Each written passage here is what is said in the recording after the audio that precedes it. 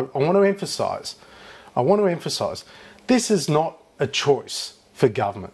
It has to be done. We promised before the election, we pledged increases in taxes. Left field taxes. No policy on education, no policy on health, no policy on industrial relations, no policy on the economy. Rising unemployment, slower economic growth and deteriorating terms of trade. This is good policy. Jihad, if you like. It is in fact corruption. Of course ministers have been involved. I was Minister for Industrial Relations, I was involved. Still more to be done. Still more to be done. Systemic problems, increased taxes. We've only just started hitting taxpayers, hitting families, hitting employers, employees with new taxes to pay for the pie. We have a 6-point productivity plan that focuses on growing the pie. The challenge that we face in Australia is that there's not enough money to deliver a better quality of life to Australians in the future. We're asking the Australian people, we want to give them every opportunity. We want to give small business every opportunity to give, every dollar of taxpayers' money to the government. So that's the promise that we said we'd deliver. In addition to all of that, we are trying to those most vulnerable in the community, so they're doing the heavy lifting. Also, we're taking away over $800 million and getting rid of a number of promises. So they're doing heavy lifting in a sense that they're losing out. The heavy lifting comes down to individuals. There is an age of entitlement, so therefore those most vulnerable have to contribute. That's what they deserve. Someone has to stand up for the government's money, and we're prepared to do that. But we are trying to redirect precious taxpayer money to neatly. That's hugely important. Everyone has to make a small contribution in one form or another. We pulled it back to $667 billion. I don't see that as a huge amount of money. You know what the best thing you can do to help Australian families is to reduce the promise of living. We default to having smaller middle class. It's the most extraordinary spending spree, as if there's no tomorrow. And when you get a deficit down to zero, that's when you cut programs. So we reduce unnecessary welfare here in Australia. I'm sorry, I'm about to answer the question, please. Now what we're doing, giving people more control of their own pie. And if you actually grow the pie, and we're reducing the safety net for that lady. The bottom line is, as we stand back and watch the house burn down at the expense of the taxpayer, and backpackers in Australia, concession card holder or a child less dementia or Alzheimer's or something like that. Bottom line is, if you contribute a little bit, I'm going to get a lot in the future. And the best thing you can do for someone is control people's behaviour. And we're damn good at it in Australia. We're fixing the problem. We've had a very full dance card so far. As a result of what we've done since being elected, it is now time for us to accept the budget mess.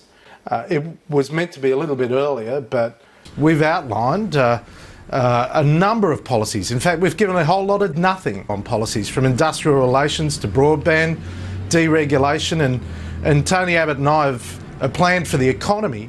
And what Australians are crying out for is honesty. Tony Abbott is dripping in hypocrisy. What we've seen is that he's not someone that can be believed. He's a fake. He has no plan for the future. Let's be fair to him. He wants everyone to believe that he has been a loyal, hard-working member of... I mean, come on, Kieran, you and everyone else are smarter than that. Focusing on getting rid of the lower-income Australians. The most wasteful program in Australian history has been over $10.5 billion wasted on the education system, the welfare system. There comes a point where you need to say enough is enough in relation to the pensions.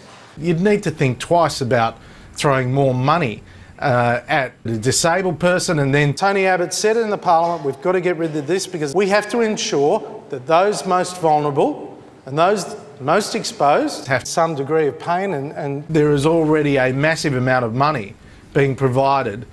And I was the first of all my family to ever collect a $4 billion windfall. I love and admire John Howard. There's more work to be done. I'm focused on one thing, and that is, most importantly, I came into Parliament to go out onto the streets and to hit Australians harder. So I'm sorry, that explains it all. I came into this job to make Australia lose out with a lesser quality of life to pay for my quality of life today. I think it is unfair I think it is unfair that anyone who is a pensioner, anyone with a healthcare card, children, they request taxpayers' money. You know what? That's inappropriate. It's a hard time to govern. Lee, when it gets hard, you'll see a series of hard announcements. We will get around to it, but you have to work harder, and that's hard. I recognise it is hard. Just a conga line of waste. It's not about us. It is about more revenue, and we're true to our word. Our promises at the last election, systemic corruption, inappropriate activity. We hope to be around a long time, and therefore you take the $123 billion in a methodical manner. Now, I don't think that's unfair. I think it's actually fair. I think Australians understand that. There are some things that we have to spend money on, which at the end of the day cost people their jobs. And I'm calling it as I see it. It's not about the Australian people, it's about me. And significant damage to our international reputation. I care passionately about my $120 billion. We have to continue, and over the next few weeks, you'll see us reach directly to retirement incomes. That is my only motivation. So what we want is for that unemployed person to get brain power. It's up to them. Well, they should vote for good policy, and it's good policy. What we're doing is good policy. I went into the main street of the Labor seat of Chisholm in Victoria and, was literally mobbed in the main street. We're doing our best. Joe Hockey, we're out of time. Thank you very much for coming in. Thanks, Lee. Thank you very much indeed for joining us, Treasurer. Great to be here. Joe Hockey, thank you very much.